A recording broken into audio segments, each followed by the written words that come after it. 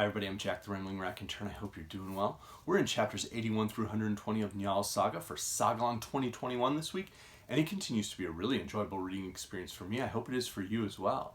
It's a different reading experience though. There's a theme of transitions in these 40 chapters, but there's for my reading, a perceptible shift in the tone of the saga.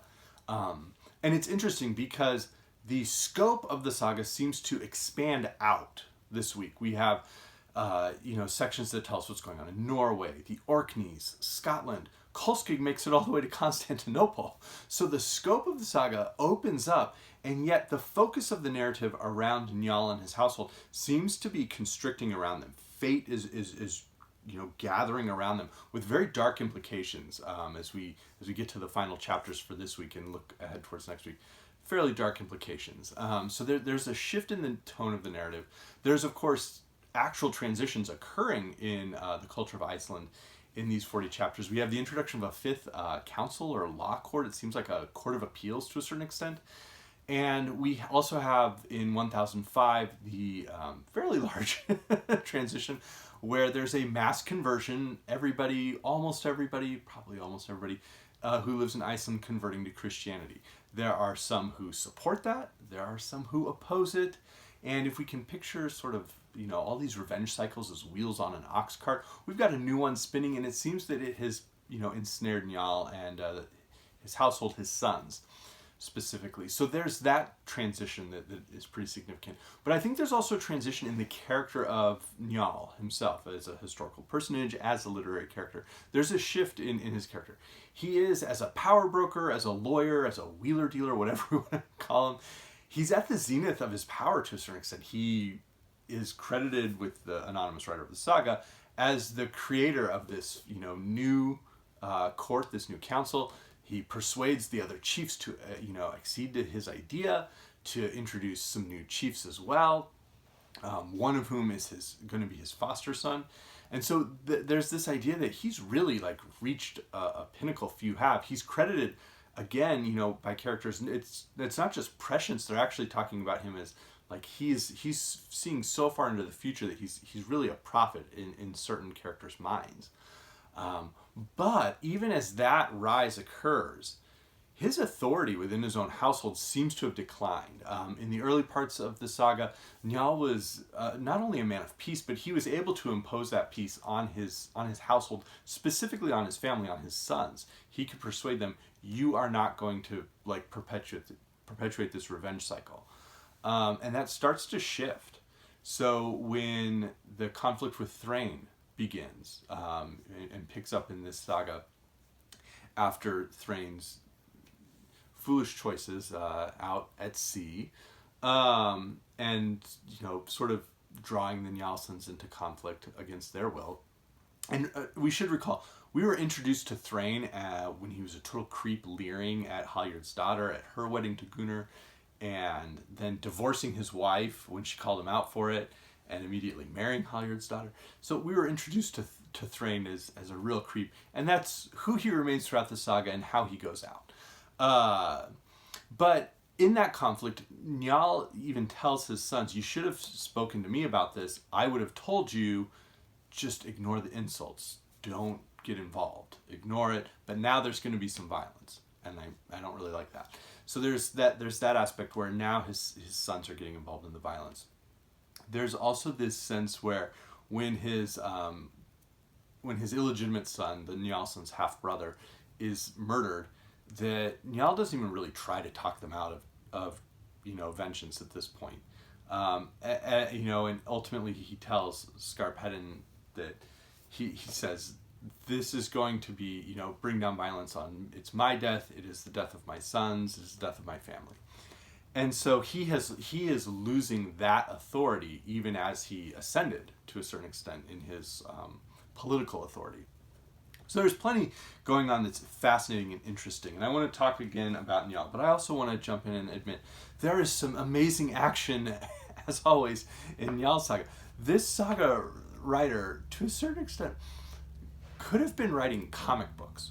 The way the descriptions are so precise. We have sea battles that are described. And then we have the fight between Scarphead and Thrain. It so happened that Scarphead and Shoethong broke as they ran down along the river, and he stopped. "What keeps you back, Scarphead?" asked Grim. "I am tying up my shoe," he replied. "We'll go on ahead," said Kari. "I do not think he will be any slower than we." They turned down towards the ice bridge, running as fast as they could. Scarphead jumped up as soon as he had tied his shoe and hoisted his axe. He raced down straight towards the river, which was much too deep to be forded anywhere along that stretch. A huge sheet of ice had formed a low hump on the other side of the channel. It was as smooth as glass, and Thrain and his men had stopped on the middle of this hump. Scarphead made a leap and cleared the channel between the ice banks, steadied himself, and at once went into a slide. The ice was glassy smooth, and he skimmed along as fast as a bird. Thrain was then about to put on his helmet. Scarphead came swooping down on him and swung at him with his axe. The axe crashed down on his head and split it down to the jawbone, spilling the back teeth onto the ice. It all happened so quickly that no one had time to land a blow on Scarphead as he skimmed past at great speed. Chiori threw a shield into his path, but Scarphead cleared it with a jump without losing his balance and slid to the other end of the sheet ice. What? I mean, what an amazing visual. Wow. We had, week 2 was all Gunnar all the time. Here we have Scarphead basically doing, the decathlon of violence here. It's astonishing. And the detail about spilling the back teeth onto the ice, you just picture that. Like I said, if you see a comic book and then the last panel would be these teeth like just sitting on the ice. It's astonishing. So we have, of course, just absolute breathtaking action. But we also have this sense of darkness. We're sort of in the dark side of the moon for this week. And the months passed until the next All Thing was due. Njal attended it. It was uneventful at first until Njal said it was high time that people gave notice of their lawsuits. But there were many who said there was little point in doing that, since no one could make any progress with actions that were brought before the court. And we prefer to settle our claims with weapons now, they said. That must never happen, said Njal. It would be quite wrong to have no law in the land. But your complaints are more than justified, and it imposes a responsibility on those of us who know the law and are the law breakers. I think that all we chieftains should hold a meeting and discuss this problem. So there are laws, but as we have seen Njal and Gunnar, tag team the law and find technicalities and ways to, just do what they want and win when they want to win.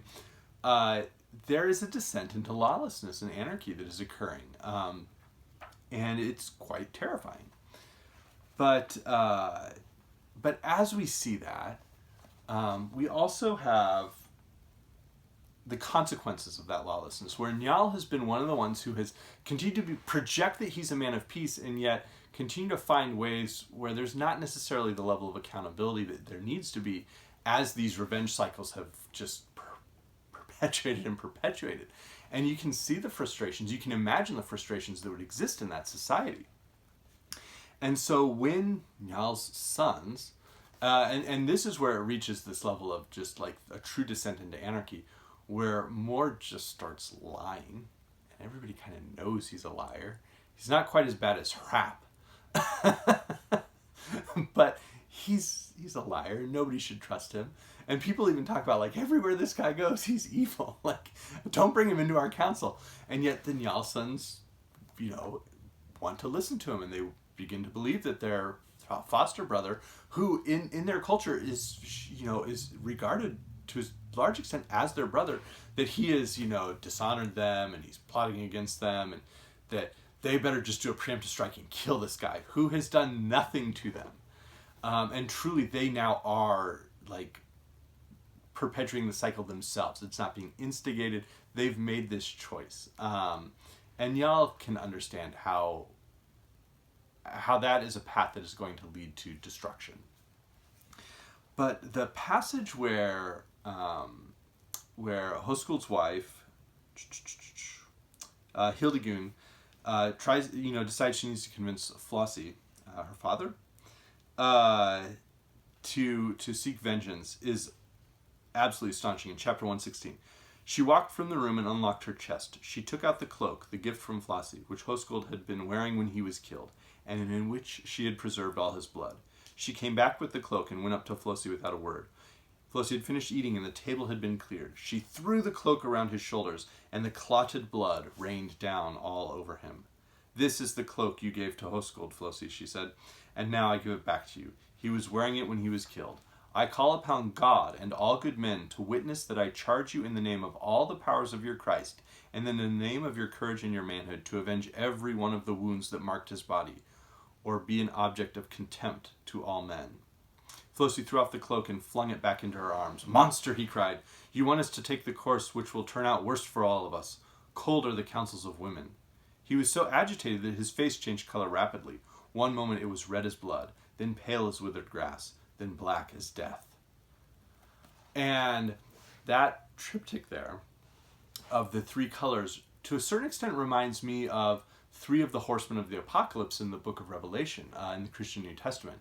And I think paired with that idea, I call upon God and all good men, in the name of all the powers of your Christ, that there's this interesting sense of, as there has been this transition to Christianity, they have to, Iceland has to work out what that means, and how that shifts their culture and their sense of feud and sense of honor and sense of revenge. But there's to my mind, this sense of apocalypse that is occurring in Iceland now, as Christianity is a transition, and it's a cultural transition, but it's occurring at a time of deep chaos, anarchy, and violence that is beginning to just, cover the land. And so the cloak that is covering Flossie is a cloak of blood just kind of on everybody. You could imagine being at the table, even though you didn't have the cloak thrown on you, the blood that's like splashing out everywhere would just feel like it is splashing onto everyone, around the room. And that there's a sense of blood guilt for everyone in the room, and by extension, really everybody who's part of this culture. And I think with the time at which the saga was probably written and compiled from oral tradition and written down, there's also this sense of anarchy and different clans that, or families that almost act as like gangs against each other, and that to a certain extent, when that is what a society exists as, everybody in the society who's perpetuating it becomes guilty of the violence. So there is that sense. And I think with Njal, if we think of, this idea of apocalypse, and then within the Norse religion, the idea of apocalypse being Ragnarok, Njal almost begins to take on certain aspects of Odin, where he, Odin is all-seeing, and Njal is so prescient that he's all-seeing. And characters even say that about him, that he's not just playing three-dimensional chess, he's actually able to see, in a fatalistic way, everything that will happen. Every domino that will fall. And, as a culture is converting to a new religion, if there's not a place for the all-seeing Odin, is there a place for all-seeing Njal? And I think that's a question that perhaps hovers over this portion of the saga. So I think that's there. But I do want to close with Scarphead, who earlier was taking all sorts of insults and just ignored all of them. And we now see, now he's just glowering and he's angry at everybody and he's insulting everybody at a council where they need as many friends as they can. "I am called Scarphead," he replied, "and you have no cause to pick on me, an innocent man, with your insults. I at least have never threatened my own father's life as you once did, nor ever fought with him as you once did. You have rarely attended the Althing or taken part in lawsuits, and you must feel more at home milking the cows at Oxer River with your scanty household. You would be better employed picking out of your teeth the bits of mare's arse you ate before you came here. Your shepherd saw you at it and was amazed at such disgusting behavior." So Scarphead is, if Njal's authority within his household has declined, we are seeing that Scarphead was always barely held in check by it, and can insult with the best of them. I am, of course, very concerned that this is all going to end poorly for Njal and his family.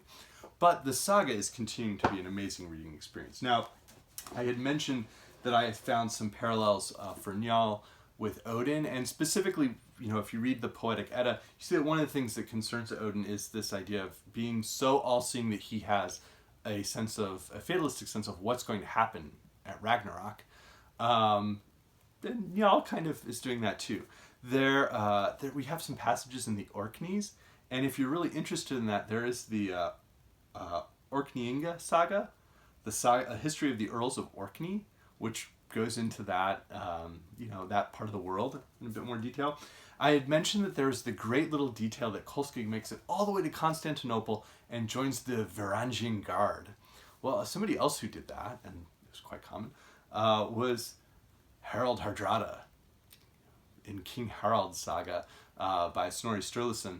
And Harald Hardrada famously died in 1066 at Stamford Bridge, about a month, 6 weeks before the Battle of Hastings. And then, just in discussion with Elizabeth from Bookish North, The Blade itself by Joe Abercrombie, the first book in the First Law trilogy, is just fantastic and has a sense of the action that you get in Njals Saga.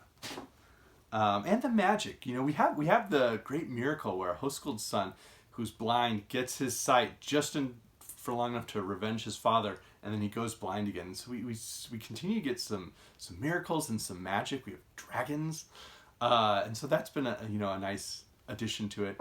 And the idea of like the violent priest and the violent like missionary reminded me a little bit of the Solomon Kane stories of Robert E. Howard, where we have a Puritan who goes around kind of as a mercenary. So this was the third quarter of Njals Saga, and things are heating up.